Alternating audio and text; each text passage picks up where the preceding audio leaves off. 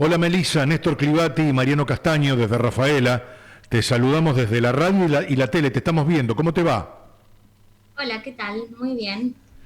Bueno, contanos dónde estás viviendo, Melissa. Bueno, yo vivo en Tel Aviv, Israel, ya desde el año 2015. Ujú. ¿Y cómo llegaste a ese puerto? Bueno, yo soy graduada de licenciatura en biotecnología de la Universidad Nacional del Litoral, Santa Fe, Argentina, y vine en el año 2015 con mi esposo a Israel con el objetivo de hacer una especialización, Ujú, puntualmente un doctorado en neurociencia. ujú. Este doctorado, bueno, ya lo terminé a principios del año 2020 y actualmente me encuentro trabajando en la misma línea de investigación en el formato de un postdoctorado. Bueno, por supuesto que Israel siempre se ha destacado en medicina y en investigaciones y creo que, bueno, buscar esos lugares de alto desarrollo es estratégicamente correcto. La pregunta es cómo te fuiste integrando culturalmente, porque hay otros aspectos a analizar cuando uno llega desde nuestra Santa Fe querida a un lugar con otros códigos, los dirán mejor que yo, con otras reglas, con otros niveles de responsabilidades. ¿Cómo es tu vida allí? ¿Cómo ha sido este tiempo? Bueno, claro que sí, es muy diferente la cultura de Israel, de Medio Oriente en general y de Israel en particular. Es muy Ujú, diferente a la de Argentina. Al principio, por supuesto, no fue fácil porque fue adaptarme a esa cultura diferente. Bueno, además, yo puntualmente, mi esposo y yo no somos judíos y ujú. vinimos a un estado judío a estudiar, así que, bueno, también esa fue una diferencia para nosotros.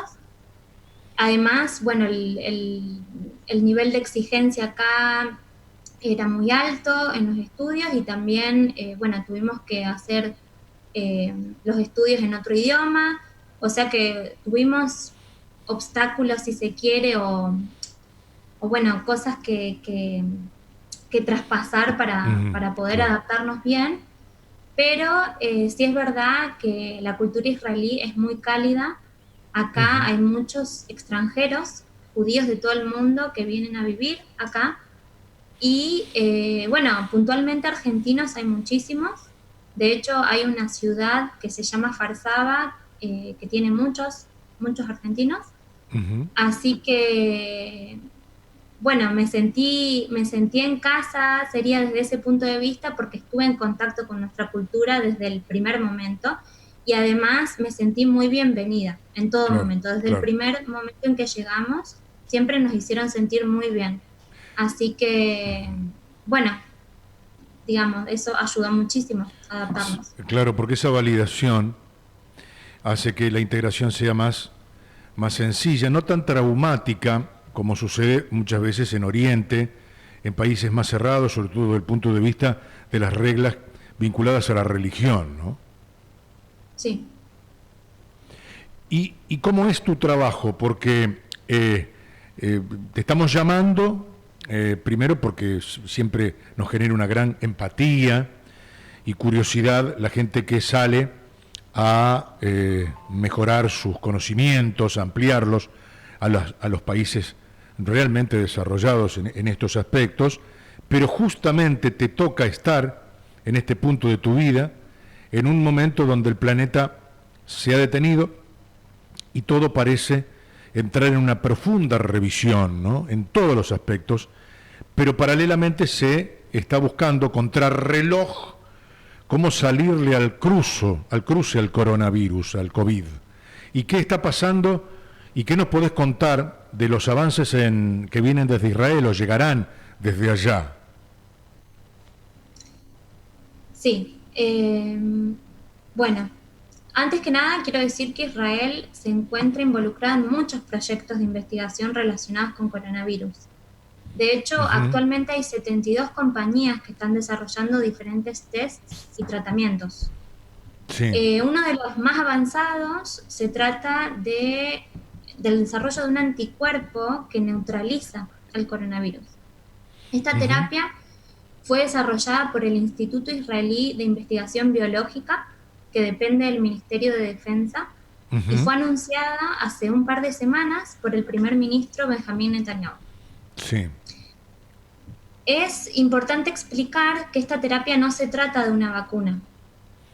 mientras que la vacuna genera una inmunidad contra la enfermedad, estimulando la producción de anticuerpos por el propio cuerpo humano, evitando así una futura infección del virus. Esta terapia consiste en suministrar ya el anticuerpo formado para que ataque al virus una vez que la infección ya está producida. Ujú. Es decir, Ujú. se trata de un tratamiento farmacológico para las personas que ya contrajeron la enfermedad. Claro, no es Entonces, preventivo. es- no es preventivo como la vacuna previene la Ujú. infección Sí. y este tratamiento es un tratamiento que se da a la persona una vez que ya está enferma. Pero la vacuna no la tenemos todavía, eh, por lo menos anunciada o desarrollada, y esto, doctora Melissa, ya estaría en condiciones de ser, bueno, administrada, suministrada. Bueno, todavía no está, la línea de investigación no está terminada. Correcto. Fue aprobado, tiene muchas etapas para que un Ujú. medicamento o tratamiento farmacológico salga de la investigación al tratamiento clínico de los pacientes, tiene que pasar por muchas etapas de Claro. controles. Ujú. El tratamiento se probó en animales y se hicieron estudios en laboratorios y fue aprobado para ser testeado en pacientes clínicos, luego de lo cual se va a poder patentar y comercializar en gran escala. ¿Cómo son estos días, Melissa, allí en Tel Aviv respecto de, bueno, las medidas sanitarias, los aislamientos que se ven en distintas partes del mundo y que seguirás seguramente muy o preocupada u ocupada en ese interés de lo que pasa en la Argentina? ¿Qué familia tenés aquí todavía? Ahí en Argentina, ¿decís? Sí. En Argentina tengo a toda mi familia. Ah, Ujú. bueno, yo soy de Santa Fe, como dijeron al principio.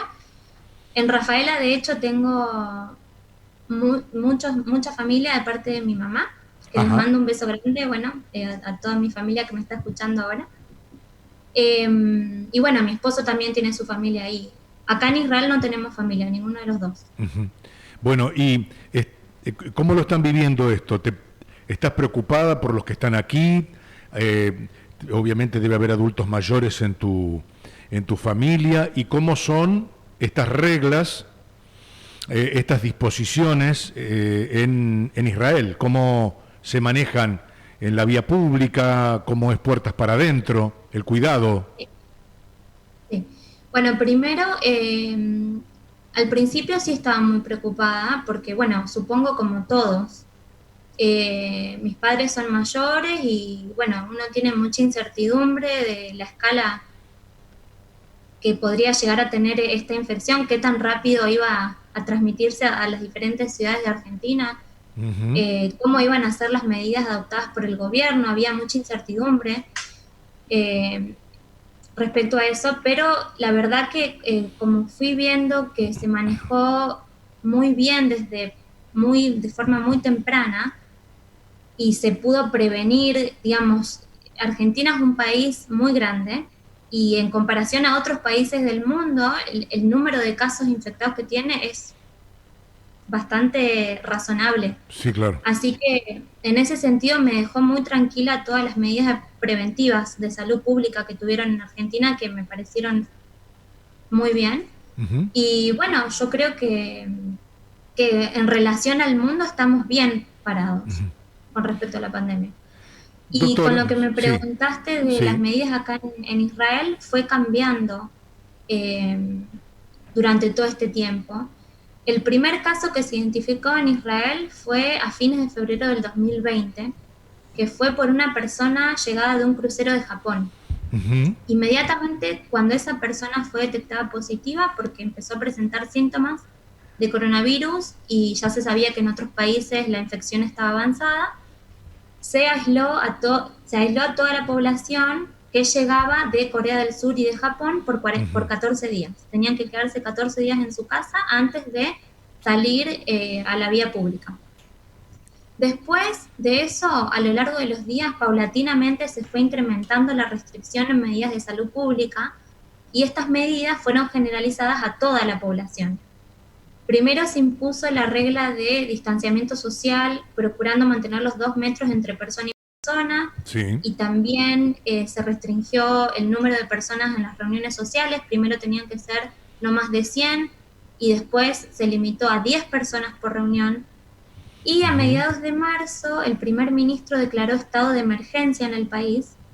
En ese momento se impuso cuarentena obligatoria para todos los residentes y ciudadanos israelíes, con consecuencias legales para aquel que no la cumplía, y solo se mantuvieron abiertos servicios esenciales de abastecimiento alimenticio, hospitales, bancos e investigación, pero solamente relacionada a la pandemia.